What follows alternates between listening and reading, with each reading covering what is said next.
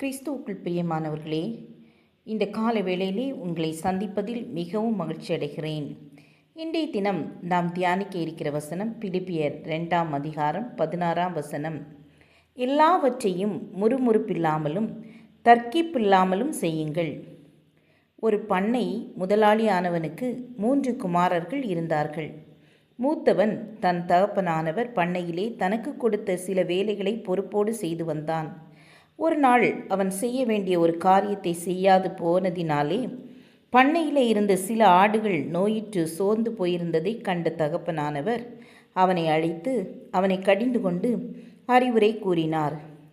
தகப்பனானவரின் வார்த்தைகளை கேட்ட மூத்த குமாரனானவன் மனம் வருந்தி தன் தகப்பனானவரிடம் மன்னிப்பு கேட்டுக்கொண்டான். அதை கேட்டுக்கொண்டிருந்த அவருடைய குமாரர்களில் இளையவன் அவரை நோக்கி, அந்த வேலைகளில் சிலவற்றை எனக்கு கொடுத்தால் அவைகளை அண்ணனை விட நான் திறம்பட செய்து முடிப்பேன் என்று தன் தகப்பனிடம் கூறிக்கொண்டான். அதை கேட்டு கோபமடைந்த தகப்பன் அவனை நோக்கி, உன் பள்ளிக்கூடத்திலே ஆசிரியர் கொடுக்கும் வீட்டு வேலைகளை நீ ஒழுங்காக செய்யாமல் ஆசிரியர்களை குறித்து குறை கூறி கொள்கின்றாய். உன் அம்மா உனக்கு சொல்லும் வேலைகளை முறுமுறுப்போடு செய்து வருகின்றாய்.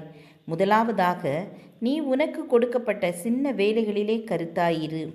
உன் அண்ணனின் வேலையில் இருக்கும் சவால்களையும் ஒன்றையும் நீ இப்போது அறிய மாட்டாய். எனவே நீ பெரிய ஆசனங்களில் அமர்வதற்கு முன்னதாக அவற்றை குறித்து விமர்சிக்காதே என்று அவனை கடிந்து கொண்டார்.